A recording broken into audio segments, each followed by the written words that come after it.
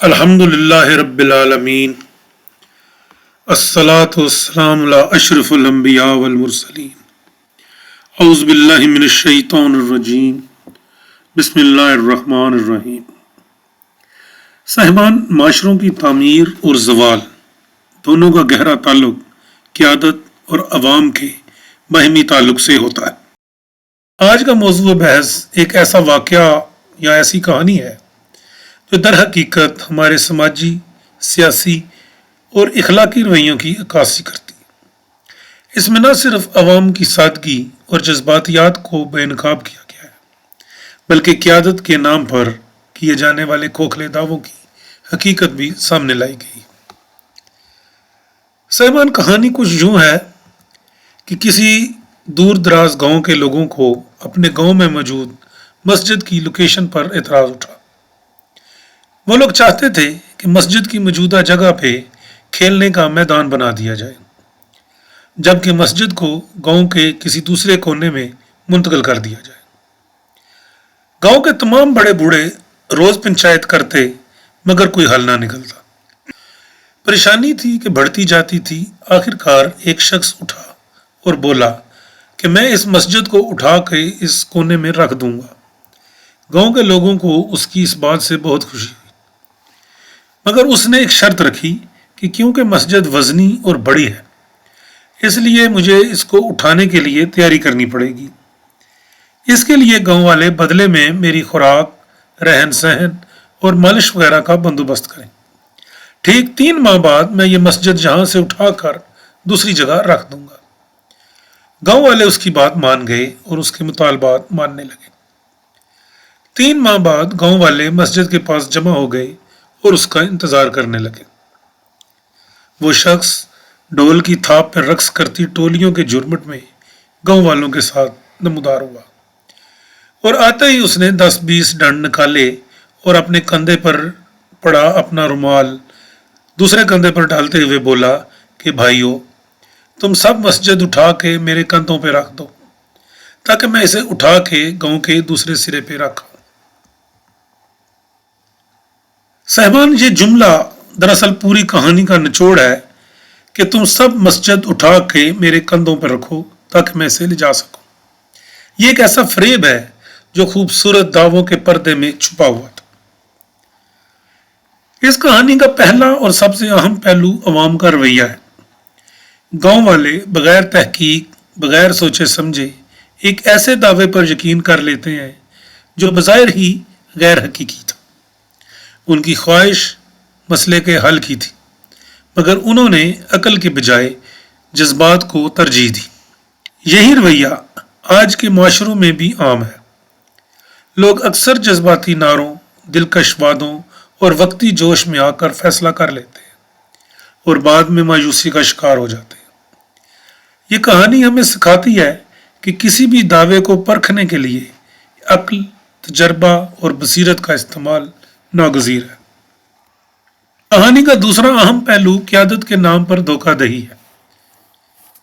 وہ شخص نہ تو کوئی حقیقی منصوبہ ساز تھا، نہ کوئی حقیقی منصوبہ رکھتا تھا، اور نہ ہی اس کے پاس کوئی عملی صلاحیت تھی۔ اس کا مقصد صرف اپنی سہولت اور فائدہ حاصل کرنا تھا، جس کے لیے اس نے عوام کو استعمال کیا۔ یہ رویہ ہمیں اس حقیقت کی طرف متوجہ کرتا ہے کہ ہر بلند آواز میں کیا گیا دعویٰ سچ نہیں ہوتا۔ بعض اوقات قیادت کے نام پر صرف ذاتی مفادات کا کھیل کھیلا جاتا ہے، جس میں عوام کو محض ایک ذریعہ بنایا جاتا ہے۔ جب وہ شخص آخر میں کہتا ہے کہ تم سب اس مسجد کو اٹھا کر میرے کاندھوں پر رکھو، تو دراصل وہ اپنی ذمہ داری سے مکمل طور پر دستبردار ہو جاتا ہے۔ یہ ایک علامتی جملہ ہے جو ظاہر کرتا ہے کہ بعض قائدین اصل کام خود کرنے کے بجائے ساری ذمہ داری عوام پر ڈال دیتے ہیں۔ یہ پہلو ہمیں یہ سوچنے پر مجبور کرتا ہے کہ کیا ہم واقعی ایسے افراد کو قیادت کے قابل سمجھتے ہیں جو مشکل وقت میں خود آگے آنے کے بجائے دوسروں کو آگے دھکیل دیتے ہیں۔ اس کہانی کے تناظر میں حقیقی قیادت کا تصور بھی واضح ہوتا ہے۔ ایک سچا قائد وہ نہیں ہوتا جو صرف دعوے کرے، بلکہ وہ ہوتا ہے جو ہر مصیبت میں عوام کے ساتھ کھڑا ہو، ان کے مسائل کو خود محسوس کرے اور اپنی زندگی میں سادگی اختیار کرے اور سب سے بڑھ کر عملی طور پر قربانی دے۔ تاریخ ہمیں بتاتی ہے کہ ہمیشہ عظیم قائدین نے اپنے عمل سے مثالیں قائم کی، نہ کہ صرف الفاظ سے۔ کہانی کے آخر میں جس نقطے کی طرف اشارہ کیا گیا ہے وہ نہایت عام ہے کہ ہر دعویٰ انقلاب نہیں ہوتا۔ بعض اوقات انقلاب کا نعرہ صرف اقتدار حاصل کرنے کا ذریعہ بن جاتا ہے، جبکہ حقیقی انقلاب ہمیشہ عوام کے درمیان رہ کر پیدا ہوتا ہے، مسلسل جد و جہد کا نتیجہ ہوتا ہے اور اس کے لیے ذاتی مفادات کو قربان کرنا پڑتا ہے، جبکہ کھوکھلا انقلاب صرف نعروں، جلسوں اور وقتی جذبات تک محدود رہتا ہے۔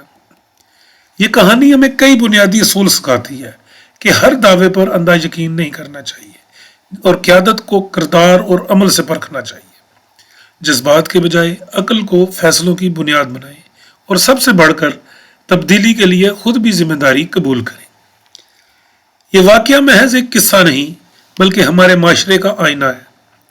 جب تک عوام شعور، بصیرت اور ذمہ داری کا مظاہرہ نہیں کریں گے تب تک ایسے کردار بار بار سامنے آتے رہیں گے اور ہمیں دھوکہ دیتے رہیں گے۔ حقیقی تبدیلی اسی وقت ممکن ہے جب قیادت میں اخلاص ہو اور عوام میں شعور، ورنہ مسجد اٹھانے کے دعوے تو بہت ہوں گے مگر حقیقت میں کوئی ایک اینٹ بھی اپنی جگہ سے نہیں ہلے گی۔ صاحبان، آئیے اب ہم آخر میں ایک دعا کرتے ہیں کہ اے اللہ ہمیں حق کو پہچاننے کی بصیرت عطا فرما اور باطل کو باطل سمجھ کر اس سے بچنے کی توفیق دے۔ اے رب کریم، ہمیں ایسے فیصلے کرنے کی ہمت دے جو عقل، حکمت اور سچائی پر مبنی ہو، نہ کہ جذبات اور دھوکے پر۔ اے اللہ ہمیں سچی اور مخلص قیادت عطا فرما اور اگر ہمیں کسی ذمہ داری پر فائز کرے تو ہمیں دیانت، عدل اور قربانی کے ساتھ اسے ادا کرنے کی توفیق دے۔